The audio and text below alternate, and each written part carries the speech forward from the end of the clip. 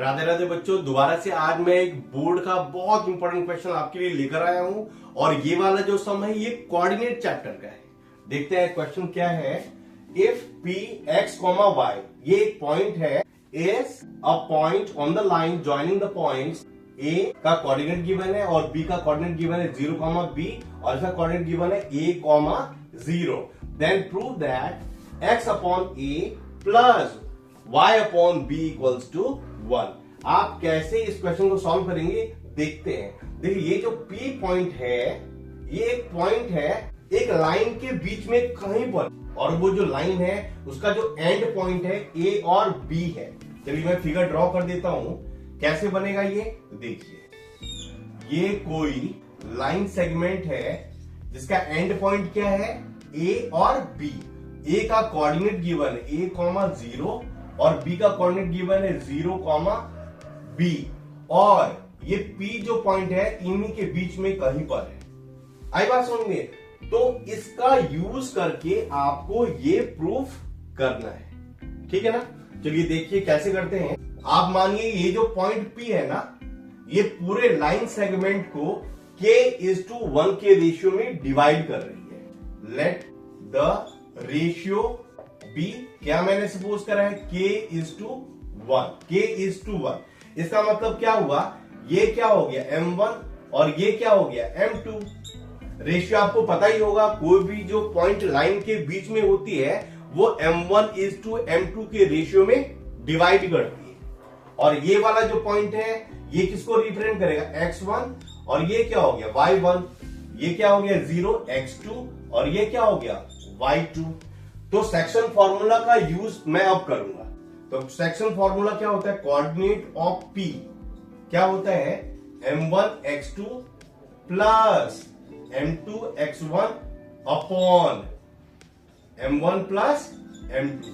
ये क्या हो गया x कोऑर्डिनेट p पॉइंट का, और फिर दोबारा m1y2 plus m2y1 upon m1 plus m2। अब कुछ भी नहीं करना है, इसके अंदर बस वैल्यू पुट करनी है।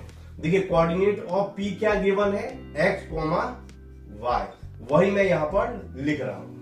m1 की वैल्यू क्या है k, आराम से मल्टीप्लाई x2 की वैल्यू क्या है 0 प्लस m2 की वैल्यू क्या है 1 मल्टीप्लाई x1 की वैल्यू a अपॉन क्या हो जाएगा m1 प्लस m2, इसका मतलब k प्लस 1।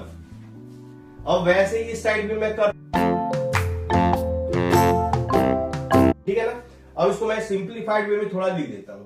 तो x, y इक्वल्स टू क्या हो जाएगा, तो ये हो जाएगा 0 plus a upon k plus 1, comma ये क्या हो जाएगा kb प्लस 0, तो मैं लिख नहीं रहा हूं तो क्या हो जाएगा k प्लस 1। अब यहां पर देखिए x की वैल्यू क्या हो जाएगी ये, राइट। तो यही मैं लिख रहा हूं यहां पर। चलिए मैं यहां कर देता हूं, x इक्वल टू क्या हो जाएगा, x equals to a upon k plus 1 और y की वैल्यू क्या हो जाएगी, ये y इसके इक्वल हो जाएगा। तो y equals to kb upon k plus 1। अब मैं क्या करूंगा कि इन दोनों रिलेशन में k की वैल्यू फाइंड कर लूंगा। देखिए यहां पर अगर मैं क्रॉस मल्टीप्लाई करूंगा तो क्या हो जाएगा, xk plus x equals to a, आ रहा समझ में। तो k इक्वल्स टू क्या हो जाएगा, a minus x upon x। अब यहां पर वैसे ही मैं k की वैल्यू दोबारा से फाइंड कर रहा हूं, तो क्या हो जाएगा क्रॉस मल्टीप्लाई करने पर, तो ky plus y equals to kb। अब यहां पर k कहां पर है, यहां पर, तो मैं इसको इधर लेके जा रहा हूं, तो क्या हो जाएगा k कॉमन ले रहा हूं तो b माइनस y और y इधर ही है, तो k की वैल्यू क्या आ जाएगी यहां पर, तो y upon b minus y। अब ध्यान से देखिए ये जो है ये भी k का ही आंसर है और ये भी k का ही आंसर है, ये भी k का आंसर है और ये भी k का आंसर है। तो आप दोनों k के आंसर को क्या करेंगे, इक्वेट, यहां आप लिखिए बाय 1 एंड 2। तो a minus x upon x equals to y upon B minus Y. अब क्रॉस मल्टीप्लाई मैं कर रहा हूं तो x इंटू वाई, तो क्या हो जाएगा एक्स वाई इक्वल्स टू, अब देखिए आराम आराम से करते हैं, तो ये ऐसा हो गया मल्टीप्लाई बी माइनस वाई, तो एक्स वाई इक्वल्स टू, ए को इससे मल्टीप्लाई कर रहा हूं तो क्या हो जाएगा ए बी, ए को फिर वाई से कर रहा हूं तो minus A Y minus B X plus X Y. अब ये वाला जो टर्म है वो इससे क्या हो गया कैंसिल, आ रहा समझ में। अब ये वाला जो टर्म है इसको मैं लेफ्ट साइड ले रहा हूं और इसको भी लेफ्ट साइड ही ले रहा हूं, तो क्या हो जाएगा A Y plus B X equals to A B.